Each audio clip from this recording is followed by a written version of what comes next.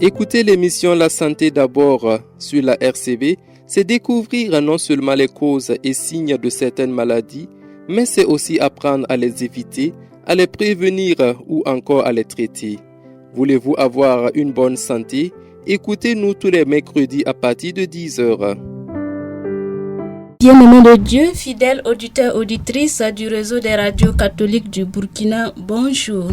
Et bienvenue à votre émission hebdomadaire Santé pour tous, rebaptisée La Santé d'abord. Oui, la santé d'abord, car c'est quand nous sommes en bonne santé que nous pouvons vaquer à nos occupations. Alors, fidèles auditeurs de la radio RCV, ce temps de rencontre avec les spécialistes de santé que vous offre votre radio est une belle opportunité à vous offerte pour découvrir certaines maladies et leurs modes de prévention en vue de les éviter. Derrière ce micro, vous avez la sœur Yvette Yen et je suis avec monsieur Daniel Toussaint Sedgo qui assurera la réalisation de votre émission que nous saluons au passage. Bien-aimés de Dieu, alors je suis ravie de recevoir pour vous aujourd'hui Madame Samira Toussavadogo, présidente de l'association des jeunes diabétiques du Burkina Faso. Bonjour madame. Bonjour ma sœur. Et bienvenue à la radio RCV, un média qui se soucie du bien-être de ses auditeurs. Et d'ores et déjà, nous vous disons un grand merci pour votre disponibilité. Aujourd'hui, vous aviez une activité importante organisée par votre association, mais vous avez tenu à être là ce matin pour vous entretenir avec nos auditeurs. Nous vous disons merci et prions que Dieu vous bénisse ainsi que vos activités. Amen. Alors, pour vous accueillir, nous vous proposons cette chanson.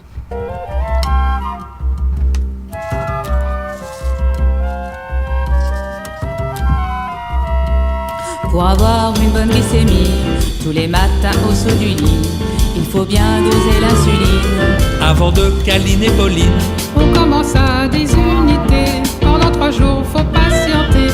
Tant que la glycémie à jeun dépasse les 1,20 g. Il faut monter de 2 en 2, tranquillement, y a pas le feu.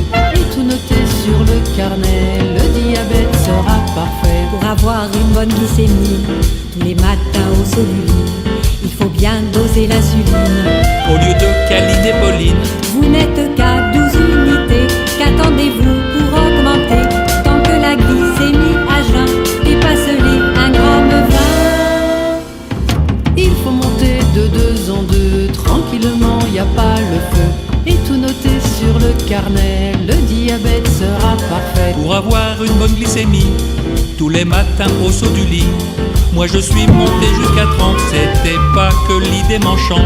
J'avais surtout peur des hippos, au cas où je m'en mettrais trop. Finalement ça s'est bien passé, j'ai presque envie de vous embrasser.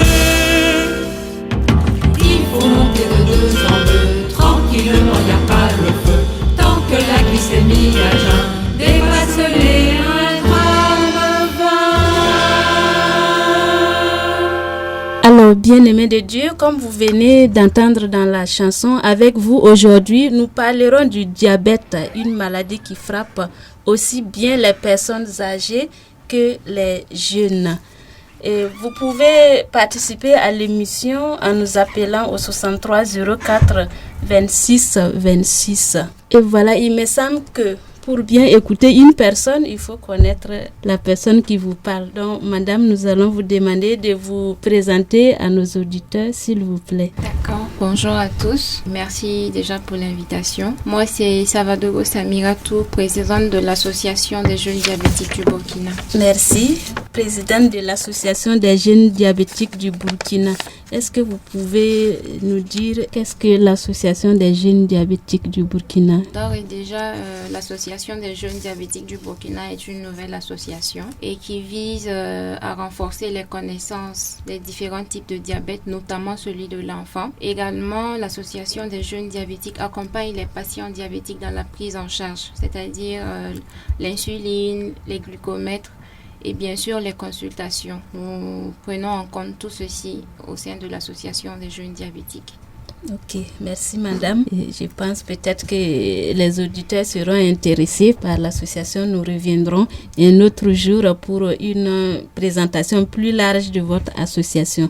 Nous allons aborder le thème proprement dit en vous demandant de nous définir en quelques mots qu'est-ce que le diabète. Alors, le diabète, c'est une maladie chronique grave qui est due à l'augmentation du taux de sucre dans le sang. Donc, en mots faciles, c'est ça. C'est l'augmentation excessive du taux de sucre dans le sang. Merci. Et quelles sont les causes de cette maladie? Alors, le diabète, il a plusieurs causes. Ces causes diffèrent en fonction du type de diabète. Alors, et déjà, nous avons 3 types de diabète. Le diabète de type 1, qui est fréquemment celui des enfants. On l'appelle couramment le diabète juvénile. Il y a également le diabète de type 2, qui est le plus fréquent. Ça, c'est le diabète des personnes âgées. Et il y a le diabète gestationnel qui survient pendant la grossesse. Ce n'est pas chez toutes les femmes que ce diabète apparaît. Alors, pour le diabète de type 1, par exemple, on ne peut pas dire qu'il y a une cause vraiment. Voilà. Les spécialistes n'ont pas vraiment découvert ce qui peut causer un type de diabète de type 1 parce qu'il est dû à un dysfonctionnement du pancréas. Qu'est-ce qui cause le dysfonctionnement du pancréas? On ne le sait pas. Certains médecins disent que ça peut être dû à des infections, des bactéries, et d'autres disent que voilà, ça n'a pas d'explication. Le pancréas ne fonctionne pas, il ne sécrète pas assez d'insuline pour permettre à l'organisme d'évacuer le sucre. Pour le diabète de type 2, les causes sont multiples. D'abord, c'est un diabète héréditaire. C'est un diabète qui survient chez un patient obèse ou en surpoids, un patient qui ne mène pas d'activité physique régulière, un patient qui ne s'alimente pas correctement. Donc, on peut dire que ce sont généralement les causes de diabète qu'on a. Pour le diabète gestationnel, c'est comme j'ai dit, il survient lors de la grossesse. Voilà, pendant la grossesse, vous savez qu'il y a des hormones. Donc, ça apporte un dérèglement au niveau du système immunitaire de la femme, etc. Du coup, la glycémie peut en ce moment augmenter comme elle peut baisser. Mais c'est pas chez toutes les femmes. Donc, du coup, je vois que les enfants sont aussi concernés par cette maladie. Parce que généralement, quand on parle du diabète, on pense le plus souvent aux personnes âgées, aux grandes personnes, mais on voit que les enfants sont de plus en plus victimes de cette maladie. Concrètement, c'est dû à quoi? Comme je vous l'ai dit tantôt, on ne sait pas pourquoi. Voilà, c'est un diabète qui survient comme ça. Ça ne prévient pas en fait. Ça ne prévient pas. Et quels peuvent être les symptômes de cette maladie, que ce soit chez les plus jeunes, soit chez les grandes personnes? Alors, les symptômes fréquents sont la perte de poids, l'envie permanente d'uriner, l'envie permanente de manger, l'envie permanente de boire, l'amaigrissement. Voilà, ce sont principalement les symptômes du diabète, que ce soit le diabète de type 1 ou de type 2. Est-ce à dire si une personne a permanemment envie de boire ou de manger, on peut considérer ça comme des premiers signes du diabète? Bien sûr. Ou il y a d'autres signes qui... C'est principalement ces signes-là. L'envie permanente de boire, de manger. C'est-à-dire que la personne peut boire tout de suite 1 litre d'eau et 2 minutes après, il a encore envie de boire. Et naturellement, quand on boit beaucoup, on a cette envie aussi permanente d'uriner. Donc, lorsque il y a déjà ces signes-là, il est toujours préférable de faire des examens sanguins pour être sûr que la glycémie est bonne. Des fois, les médecins nous demandent de boire beaucoup. Du coup, nous venons de découvrir aussi que le fait d'avoir très souvent envie de boire beaucoup peut être un signe de cette maladie.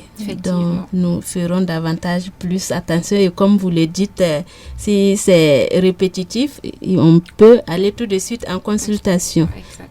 Merci. Est-ce que le diabète est héréditaire? Oui, le diabète de type 2 est héréditaire. Par contre, le diabète de type 1, qui est le diabète des enfants, lui, il n'est pas héréditaire. Le diabète de type 1 n'est pas héréditaire.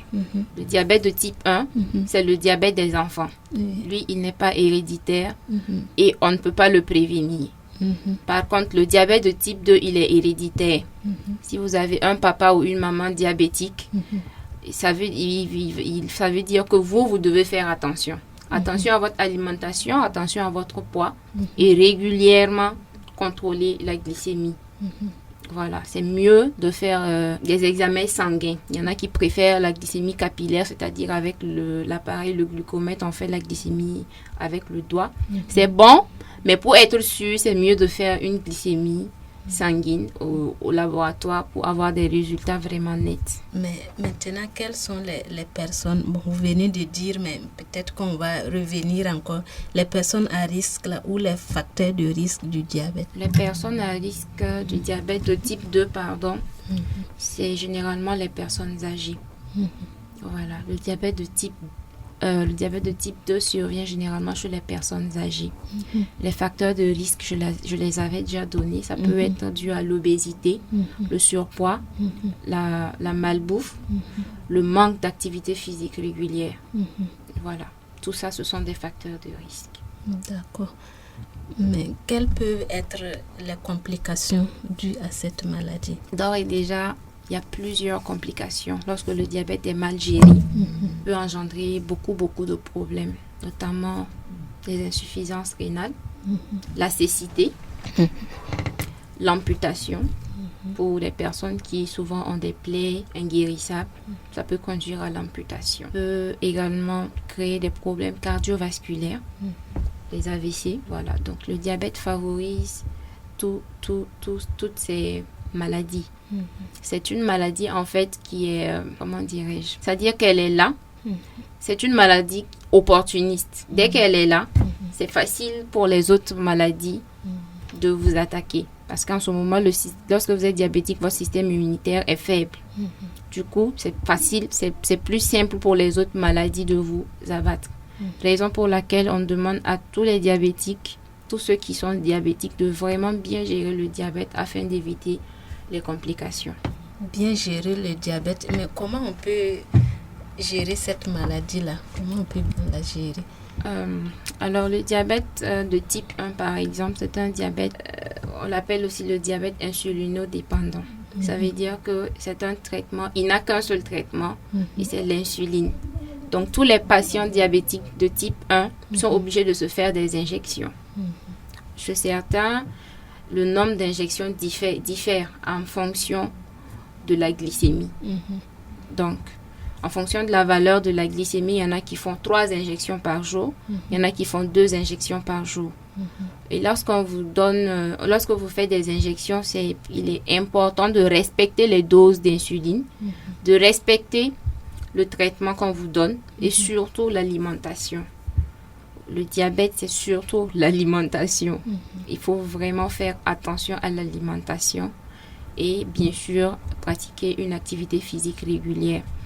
Pour le diabète de type 2, je dirais que c'est pareil, sauf que le patient de diabète de type 2 n'a pas besoin de s'injecter de l'insuline. Lui, il peut prendre des comprimés. Généralement, on leur prescrit de la metformine. Et le patient de type 2 doit également veiller à son alimentation et à son poids bien sûr et également pratiquer une activité physique régulière. Voilà, ce qui va permettre, le fait de bouger et tout, va permettre au taux de sucre de baisser. L'alimentation également doit être bien gérée. Vous dites de faire attention à l'alimentation. Est-ce que vous pouvez nous aider à découvrir quel type d'aliment peut amener le diabète pour qu'on puisse faire vraiment attention? Non, je ne dirais pas que les aliments amènent le diabète, mais ils favorisent quand même parce que dans tout ce qu'on mange, il y a du sucre. Dans le riz, il y a du sucre. Dans les pâtes, il y a du sucre. Dans le thon, il y a du sucre. Du coup, ce qu'on demande aux patients diabétiques, c'est de consommer tout ce qui est céréales, de les consommer avec modération et plus consommer les féculents, les feuilles, les fruits. Voilà, c'est plus miser sur ces aliments-là que les céréales. On n'a pas dit de ne pas manger les céréales. On peut les manger, mais vraiment à une quantité raisonnable afin de pouvoir préserver une bonne valeur de glycémie. Donc, on peut considérer ça comme les manières de prévenir le diabète ou en plus de ça, il y a d'autres préventions pour ceux qui ne sont pas encore ou bien qui ne sont pas atteints de la maladie et qui voudraient vraiment se préserver de cette maladie-là? Comment ils doivent... D'accord. Déjà, on peut pas... le corps humain a besoin de sucre pour fonctionner. C'est le carburant du corps humain. Donc, pour un patient qui n'est pas diabétique, il n'y a pas de problème, il peut consommer son sucre, mais avec modération. Et surtout, faire du sport. C'est très important, le sport. Il faut beaucoup faire du sport. Il peut manger tout ce qu'il veut. Il peut boire son coca, il peut boire sa bière, il peut manger ses hamburgers, etc. Mais veiller à faire du sport pour éliminer le surplus de sucre qu'il y a dans l'organisme. Parce que le corps a besoin d'une certaine quantité de sucre pour fonctionner.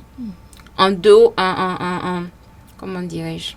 En dessus de ce dont le corps a besoin, c'est pas bon. Il faut que l'organisme puisse évacuer le surplus. Voilà, donc, peut manger tout ce qu'il veut, mais faire du sport. Et aussi contrôler régulièrement sa glycémie. Quand je dis régulièrement, peut-être chaque trimestre, aller faire un bilan sanguin qui va lui permettre de contrôler la glycémie, la tension et bien d'autres choses. D'accord. Donc, nous pouvons manger tout ce que nous voulons, mais avec modération. Voilà, et faire surtout les activités sportives. Oui, ça c'est très important.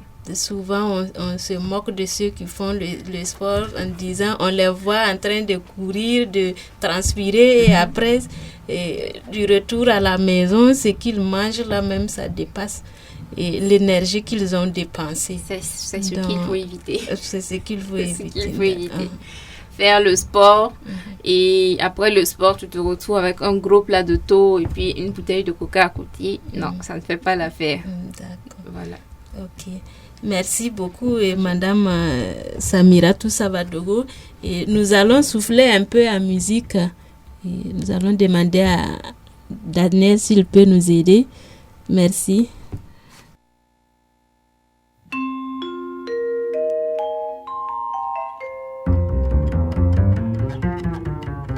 Manu promène son chien, paraît que ça lui fait du bien. Zaza à la piscine, c'est presque comme de l'insuline. Dimanche pour Jojo, c'est 40 bornes à vélo. Moi je trouve qu'il fait trop chaud. François s'est décidé, va repartir en randonnée. Il s'est déjà inscrit pour programmer toute l'année. Et Marie, quant à elle, nous dit qu'elle s'éclate au yoga. Position cobra pas pour moi. Et pourtant, paraît que le sport, c'est épatant. Non, ce n'est pas compliqué, déjà je ne prends plus l'ascenseur. Les 4 étages à pied, ça me fait travailler le cœur. Et pour chercher mon pain, moi je me gare un peu plus loin. Et en plus je croise un copain.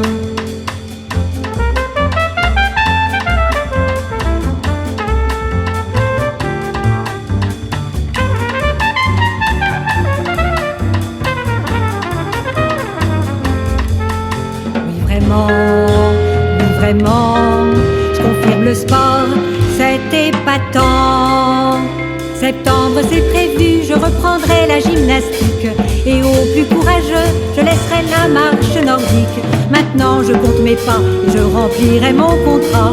Le tout vivant sera baba. Oui vraiment, je confirme le sport, c'est épatant.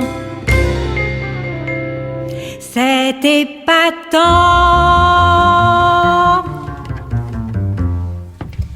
Merci beaucoup à Daniel pour cette belle chanson. Et fidèles auditeurs, auditrices, si vous venez de nous prendre en route, nous vous souhaitons la bienvenue. Vous êtes bien sur la radio RCV.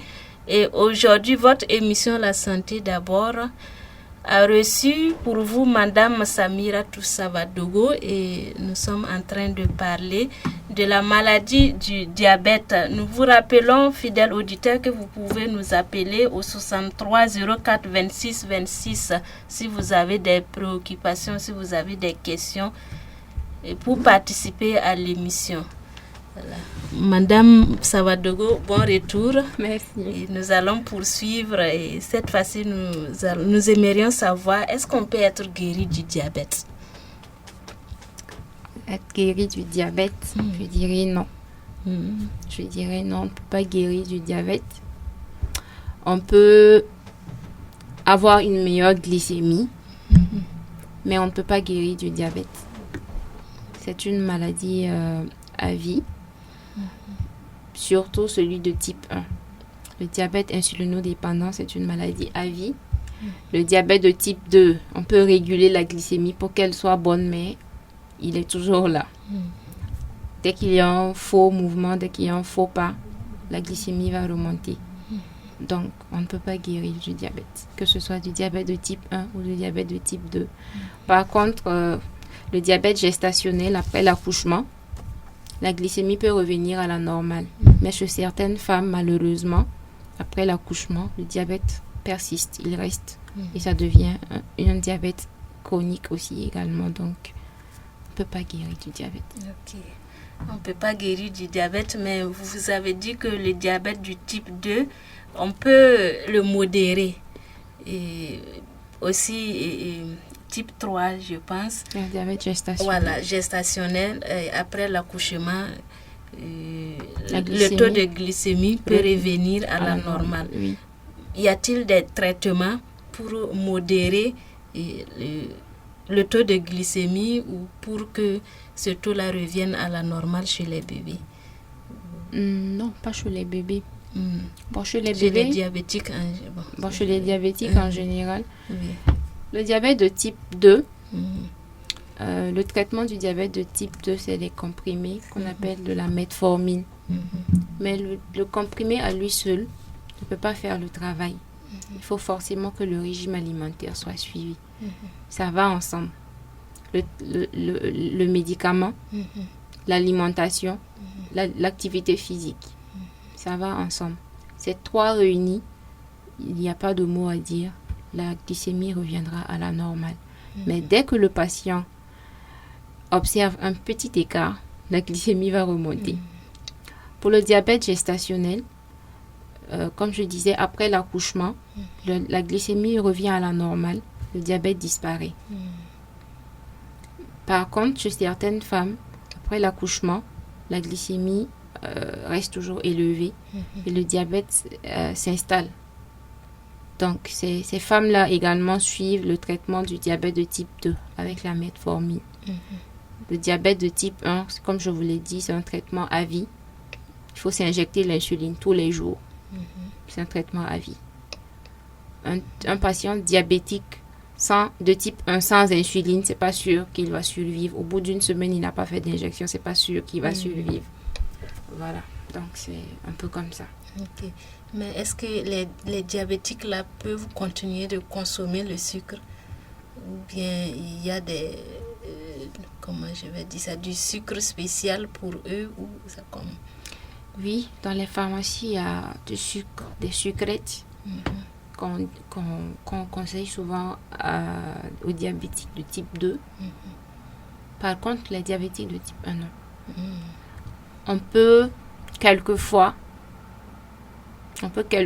accepter que le patient diabétique de type 1 puisse consommer du sucre occasionnellement, vraiment. Par exemple, lors d'un anniversaire, on lui permet de prendre une petite part de gâteau, un petit peu de jus. En ce moment, il faut même augmenter la dose d'insuline pour ne pas qu'après, la glycémie monte. Voilà, donc il peut observer des petits écarts, mais vraiment occasionnellement. Quand je dis occasionnellement, peut-être sur 3 mois, 5 mois, on peut lui permettre de prendre le sucre peut-être 4-5 fois, tout au plus. Voilà, il ne doit pas dépasser ça. C'est pas conseillé pour un diabétique de type 1 surtout de consommer du sucre. Les boissons gazeuses, les jus, les bonbons, les chocolats, tout. On doit arrêter tout ça. Okay. Voilà. Mais concernant leur alimentation, si j'ai compris, vous avez dit que même le riz contient le sucre. Oui. Le taux que nous mangeons, et pratiquement, surtout chez nous au Burkina, ici, ce sont les aliments de base. Oui. Maintenant, comment ces gens-là vont... Étant donné que le diabète de type 1, c'est un diabète des enfants, ça veut dire qu'ils n'ont pas encore fini de croître. Généralement, le diabète de type 1, c'est chez les enfants de 0 à 25 ans ou 26 ans. Donc, ils n'ont pas fini de croître. Du coup, un patient diabétique de type 1, on ne lui interdit rien.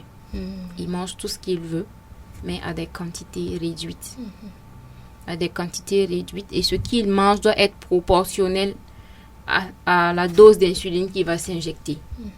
Par exemple, on peut lui donner un gros plat de riz, une bassine de riz même, je dirais, si je ne m'abuse, qu'il va manger, mais la dose d'insuline qu'on va lui donner là, qu'on va lui administrer, va être proportionnelle au plat de riz qu'il a mangé.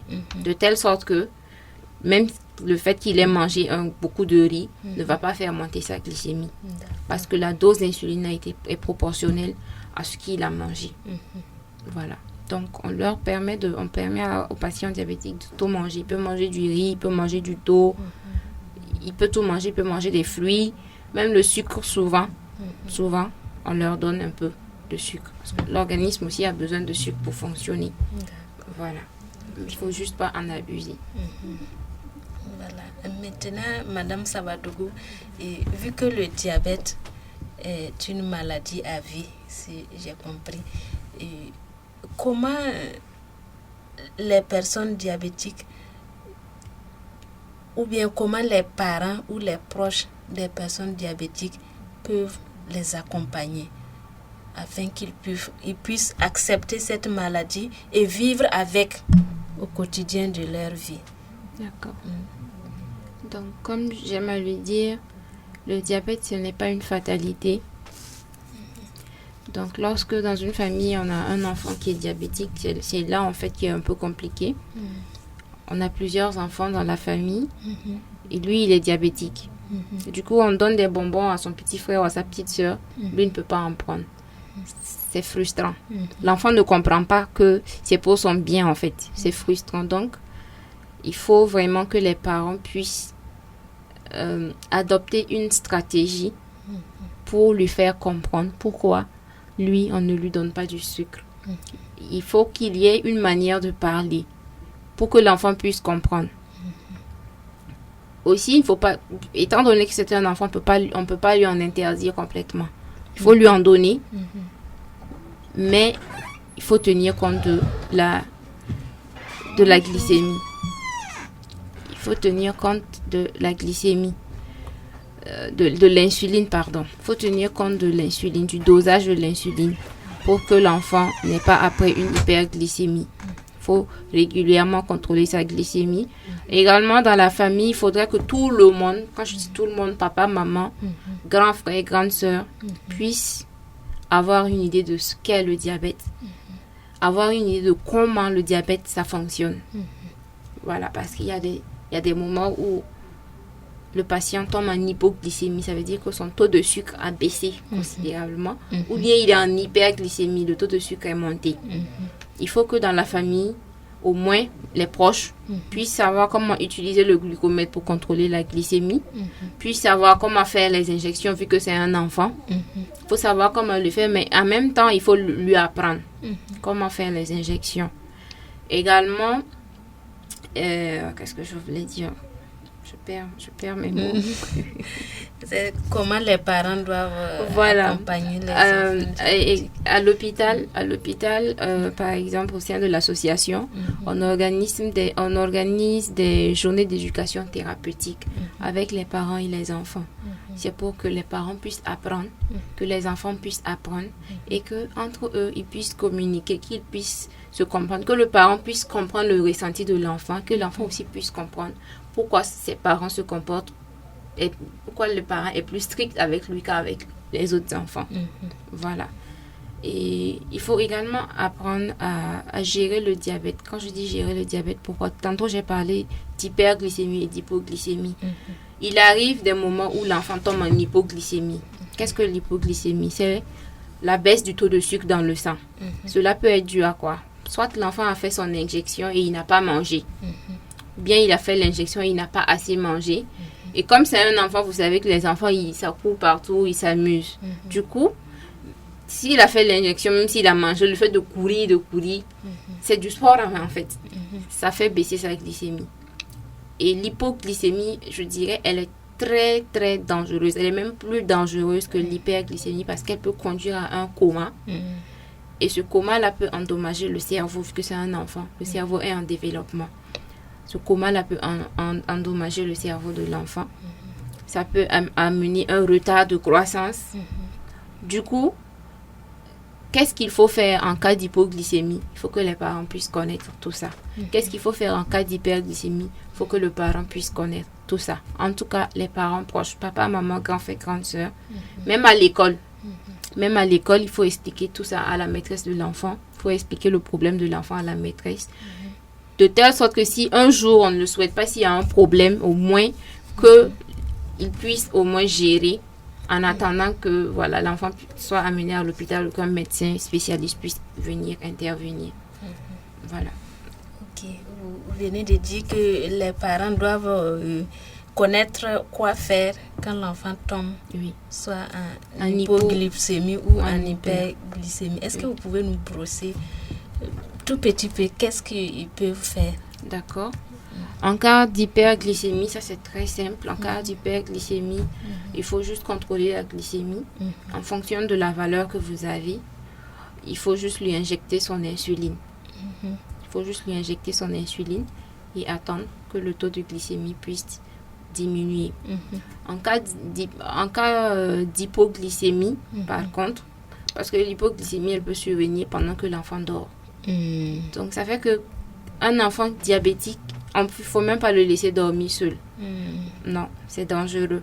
Parce qu'au cours de la nuit, il peut tomber en hypoglycémie. Et s'il n'y a pas quelqu'un à côté pour contrôler, s'il n'y a pas quelqu'un qui connaît les signes de l'hypoglycémie, l'enfant peut sombrer en même temps dans le coma. Et là, c'est très dangereux, comme je le disais tantôt. Donc, en cas d'hypoglycémie, il faut juste lui donner 3 carreaux de sucre.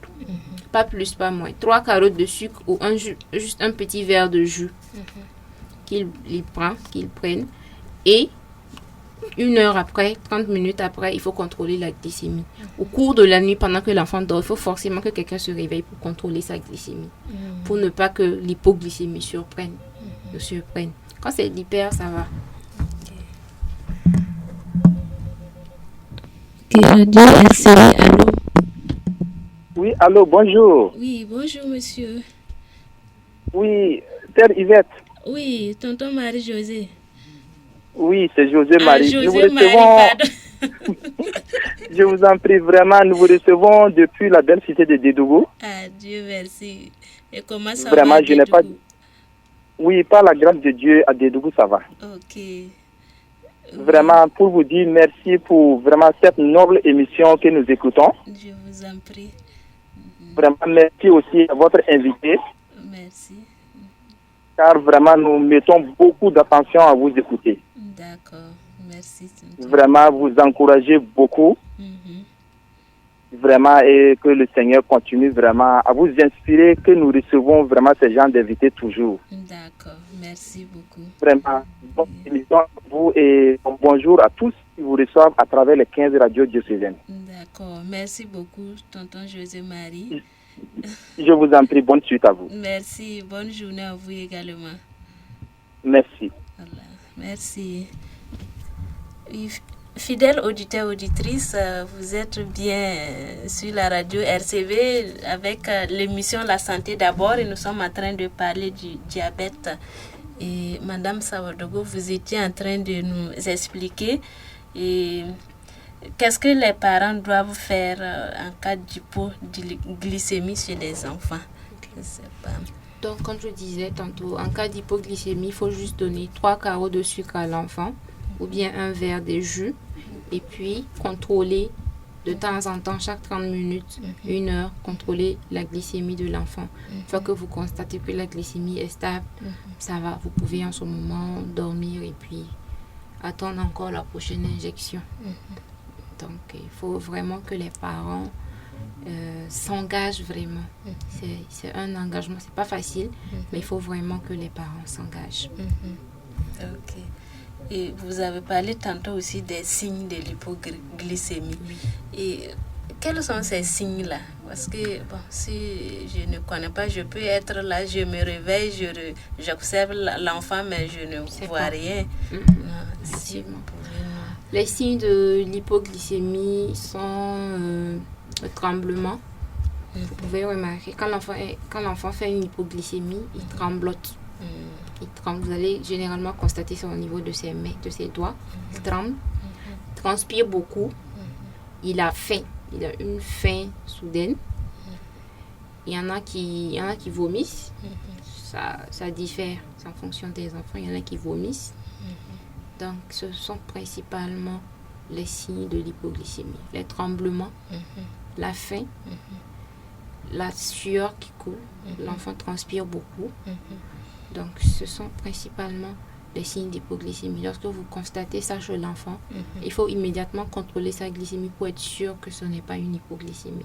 Si vous contrôlez que ce n'est pas une hypoglycémie, ça va. Si c'est une hypoglycémie, il faut lui donner 3 carreaux de sucre ou juste un verre de jus, peut-être lui donner un petit peu à manger pour que le taux de sucre puisse remonter.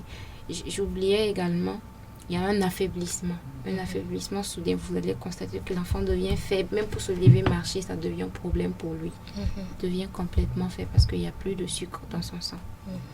Voilà. Ok, mais est-ce que ces signes que vous venez d'énumérer là se manifestent aussi chez les personnes âgées ou ces signes-là sont fréquents seulement chez les enfants? Généralement, c'est chez les enfants. Généralement, c'est chez les enfants parce que eux, leur diabète, en fait, vu que c'est l'insuline qui s'injecte, l'insuline, quand la dose est élevée, ça conduit à une hypoglycémie.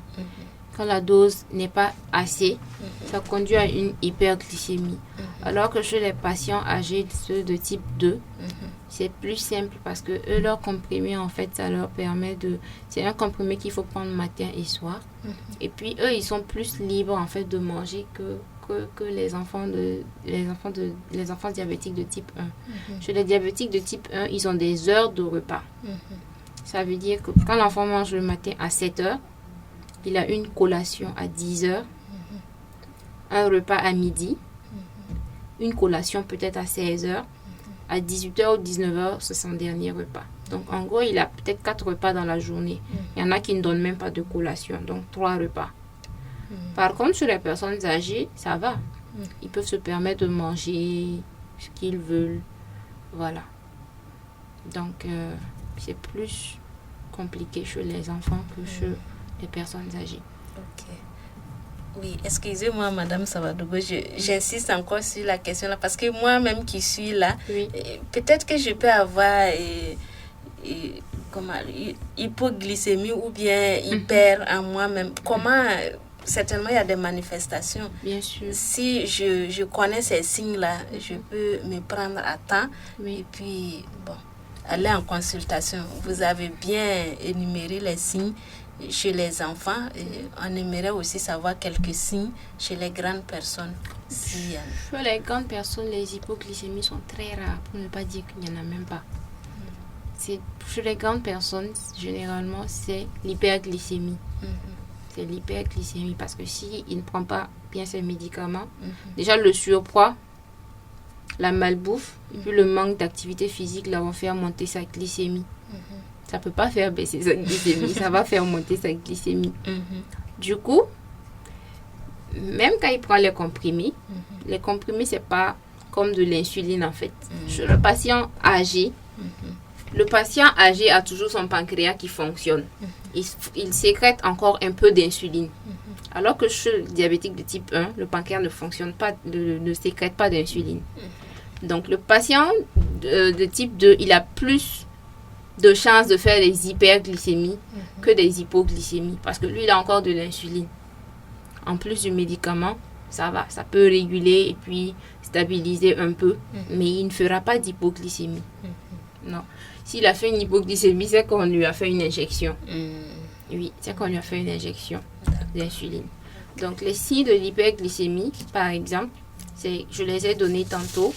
Les signes de l'hyperglycémie, il y a l'envie fréquente de boire, l'envie fréquente d'uriner, l'envie fréquente de manger. Ça, ce sont les signes de l'hyperglycémie. Il y a l'affaiblissement aussi. Un patient diabétique qui a une hyperglycémie, obligatoirement, il s'affaiblit. Voilà. Ok. Merci beaucoup. Et fidèles auditeurs, auditrices, nous vous rappelons que vous pouvez participer à l'émission en appelant au 63 04 26 26. Et Madame Savadogo Samira, vous êtes la présidente de l'Association des jeunes diabétiques du Burkina Faso. Est-ce que vous pouvez nous brosser un peu quelles sont les activités que vous menez et si toutefois il y a des jeunes qui sont intéressés, comment ils peuvent intégrer cette association? D'accord. Alors, au sein de l'association des jeunes diabétiques, notre activité principale, c'est surtout la sensibilisation. On sensibilise et on profite de la sensibilisation également pour faire des dépistages. D'ailleurs, ce matin, nous avons une activité de sensibilisation et de dépistage du diabète de l'enfant dans le complexe scolaire Al-Elmi qui se situe à Amdalaï. Également, comme je l'ai dit, nous organisons des journées d'éducation thérapeutique pour permettre aux patients diabétiques et aux parents de s'épanouir, de pouvoir poser des questions, de pouvoir effacer leurs inquiétudes qu'ils ont face au diabète. Voilà. Et pour intégrer l'association des jeunes diabétiques, c'est très simple. Notre siège est situé au sein de l'hôpital Yalgado, précisément en médecine interne. Donc pour tous ceux qui sont intéressés, qui voudraient adhérer à l'association, on a un numéro de téléphone sur lequel vous pouvez appeler. Okay. Le numéro de téléphone, c'est le 64 27 70 17 ou le 70 72 78 16. Voilà, vous pouvez appeler sur ces numéros pour que, au cas où vous voudriez passer à notre siège, qu'il y ait au moins quelqu'un pour vous recevoir, parce que généralement, les membres de l'association ne sont pas tout le temps là-bas. On a des jours où on est là-bas, mais il y a des jours où on n'est pas là. Il y a des médecins qui sont là, qui peuvent s'occuper de vous. Donc, au cas où quelqu'un est intéressé, qu'il appelle simplement pour qu'on puisse l'orienter. Voilà, pour faciliter son adhésion. Alors, tout le monde peut adhérer à l'association des jeunes diabétiques. Que ce soit un diabétique ou un non-diabétique, que ce soit un diabétique de type 1 ou de type 2, que ce soit un enfant ou une personne âgée, tout le monde peut adhérer à l'association des jeunes diabétiques. D'accord. Ok, merci. Et nous tirons un peu vers la fin de notre émission et nous voulons vous demander, Madame Savadogo, si vous avez un mot de fin, si vous avez d'autres conseils à prodiguer à nos auditeurs qui nous écoutent. D'accord. Donc, tout ce que je peux dire, c'est de dire,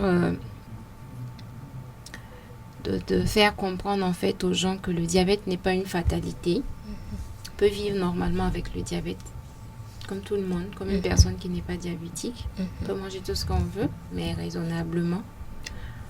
Donc, je conseille vraiment à tout un chacun de grouiller pour faire au moins une activité physique régulière, ne serait-ce que 2 fois dans la semaine.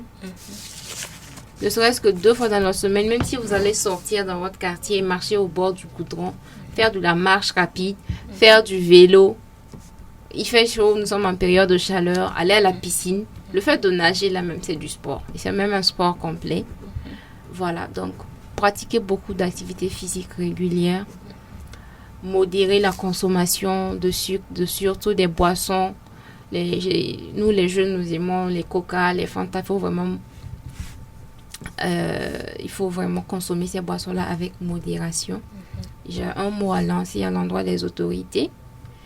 Il faut que nous comptons sur eux pour nous aider à aider les enfants diabétiques. Voilà, parce que c'est pas facile. C'est vrai que nous avons une ONG qui nous aide à subventionner l'insuline, etc.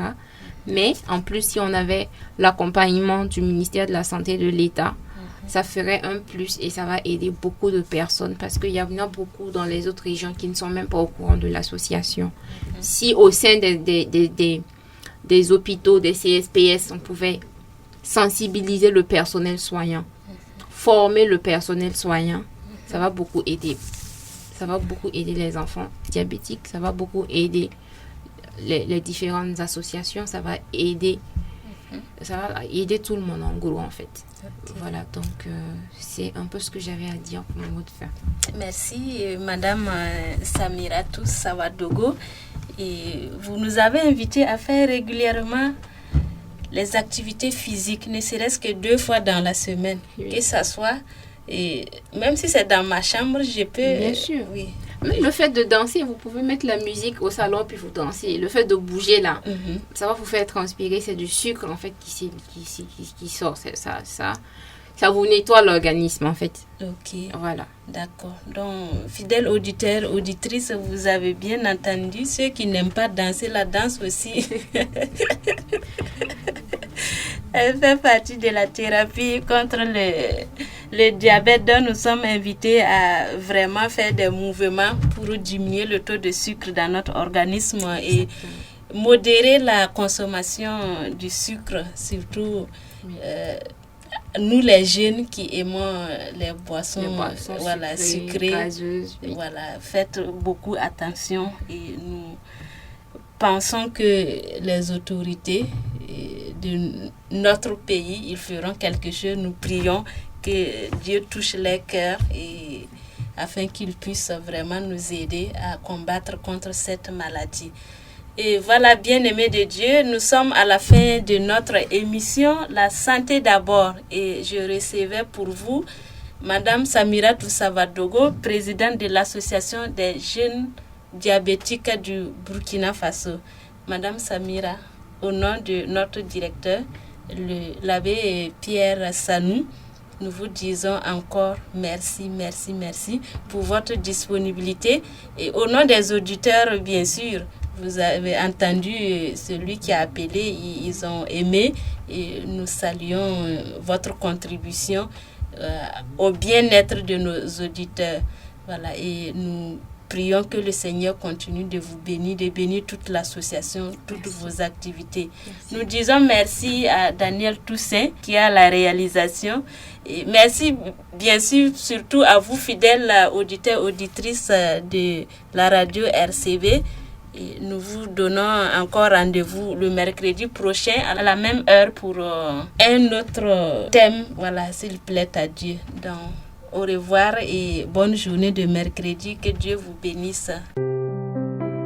Écouter l'émission La Santé d'abord sur la RCV, c'est découvrir non seulement les causes et signes de certaines maladies, mais c'est aussi apprendre à les éviter, à les prévenir ou encore à les traiter. Voulez-vous avoir une bonne santé? Écoutez-nous tous les mercredis à partir de 10h.